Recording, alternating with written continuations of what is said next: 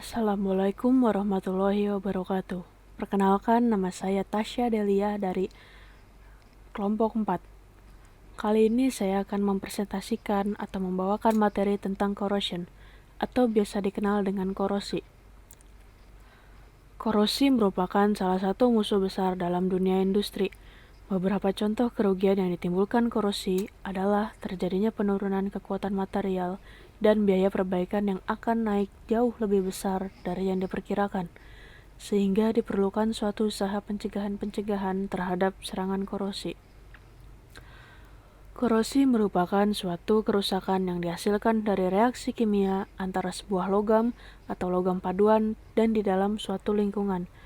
Fenomena korosi merupakan reaksi kimia yang dihasilkan dari dua reaksi setengah sel yang melibatkan elektron, sehingga menghasilkan suatu reaksi elektrokimia. Dari dua reaksi setengah sel ini terdapat reaksi oksidasi pada anoda dan reaksi reduksi pada katoda.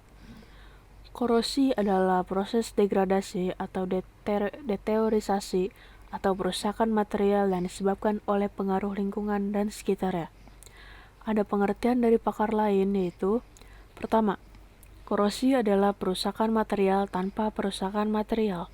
Kedua, korosi adalah kebalikan dari metalurgi ekstraksif. Ketiga, korosi adalah sistem termodinamika logam dengan lingkungan di udara, air, dan tanah yang berusaha mencapai keseimbangan.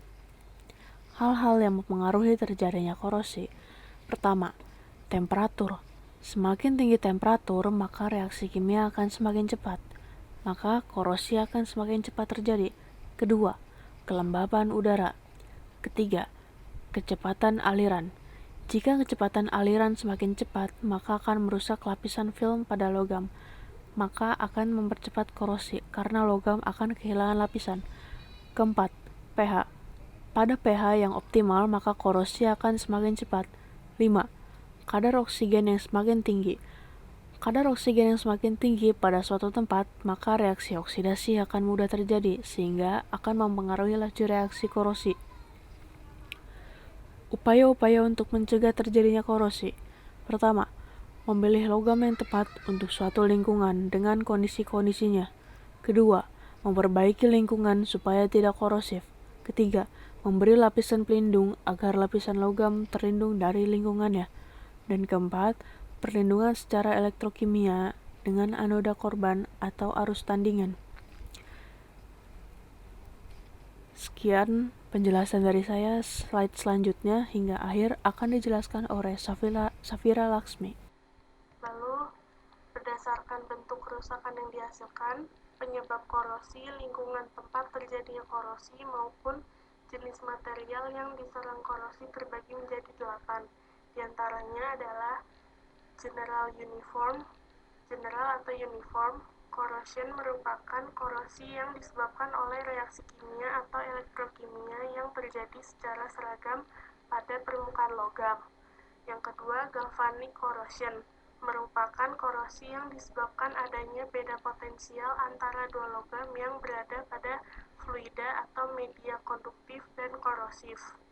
Yang ketiga, erosion corrosion merupakan korosi yang terjadi sebagai akibat dari tingginya pergerakan relatif fluida korosif terhadap permukaan logam. Yang selanjutnya, corrosive corrosion merupakan korosi yang terjadi di sela-sela gasket, sambungan bertindih, sekrup-sekrup atau kelingan yang terbentuk dari kotoran-kotoran endapan atau timbul dari produk-produk karat. Yang selanjutnya, pitting corrosion merupakan fenomena korosi di mana proses korosi terjadi pada suatu area pada permukaan logam yang akhirnya menyebabkan terjadinya lubang pada permukaan tersebut. Yang selanjutnya ada stress corrosion merupakan korosi yang terjadi akibat kombinasi antara beban atau stres pada logam dan media yang korosif. Yang selanjutnya ada crevice corrosion dan selective leaching. Terima kasih.